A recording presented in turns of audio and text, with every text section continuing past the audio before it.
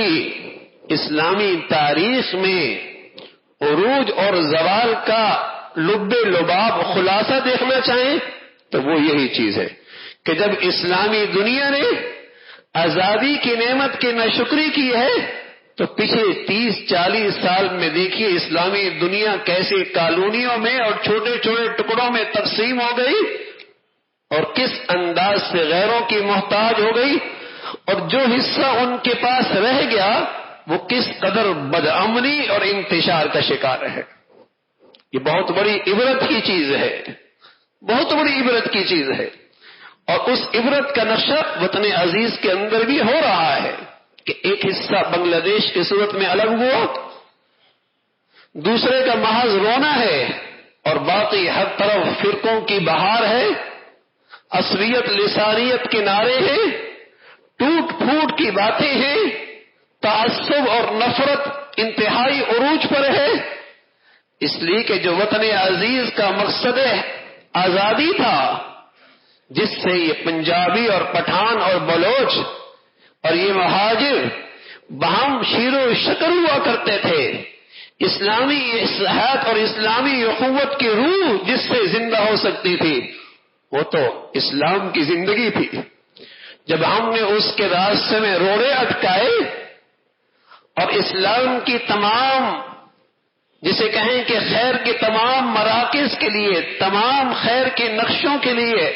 ہم نے سارے راستے بند کرنے کی سازشیں شروع کی ہے اور بے حیائی اور فحاشی اور عریانی اور سود اس کے اڈے آباد کیے ہیں، تو میرے عزیزو پھر ملک کی سلامتی ان چیزوں سے خطرے میں پڑتی ہے، اس لیے کہ اللہ نے کہا ہے اور اللہ کے رسول نے بتایا ہے، اللہ کے رسول نے بتایا ہے اذا ظہر الزنا والربا فی قوم اذن اللہ بہلاکہا، اذا ظہر الزنا والربا فی قوم اذن اللہ بہلاکہا، جب کسی قوم میں سود خوری اور سود کے اڈے آباد ہونے لگ جائے اور زنا اور بدکاری کے قلب کھلنے لگ جائیں اور انہیں تحفظ ملنے لگ جائے تو فرمایا یہ اللہ کی طرف سے اس قوم کی بربادی کی نشانی ہے، اللہ بھی پھر اس قوم کو ہلاک کرنے کے فیصلے فرماتے ہیں۔ اذا ظہر الزنا والربا فی قوم اذن اللہ بہلاکہا، خیر کے سرچشموں کے لیے سد راہ بن جائیں اور ان کے لیے رکاوٹیں کھڑی کر دیے جائیں اور طرح طرح سے انہیں بدنام اور ان کے خلاف تدبیریں بنائی جائیں اور بے حیائی اور فحاشی اور عریانی گندگی کو عام کیا جائے، تو میرے عزیزو پھر اخوت اسلامی کی روح کہاں زندہ رہ سکتی ہے اور اسلامی بھائی چارہ کہاں قائم ہو سکتا ہے؟ پھر لیے لسانیت وطنیت کے بدبودار نعرے اور فرقہ واریت کا عذاب، اس سے نجات کہاں مل سکتی ہے؟ پھر تو یہ چیزیں عذاب کے طور پہ مسلط ہوتی ہیں، پھر تو یہ ساری چیزیں عذاب کے طور پہ مسلط ہوتی ہیں۔ اللہ کی طرف سے وطن عزیز کی شکل میں ایک بڑی نعمت ملی تھی،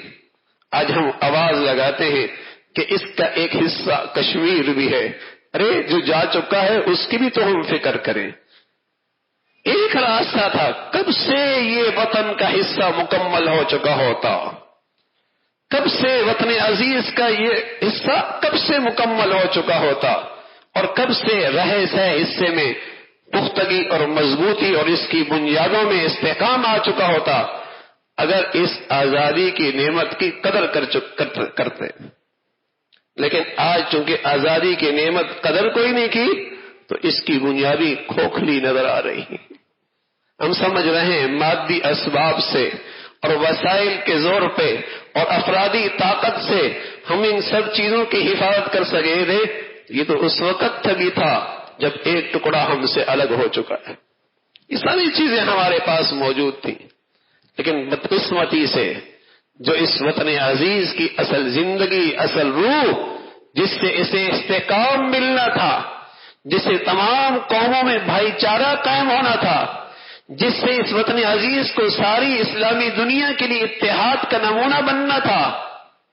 وہ اسلام کے روح کو اس ملک سے نکالنے کی سازش ہوئی اور ہر آنے والا دن ایک نئی سازش لے کے آتا ہے اسلام کے خلاف. کھلے عام سود کی حمایت کی باتیں ہیں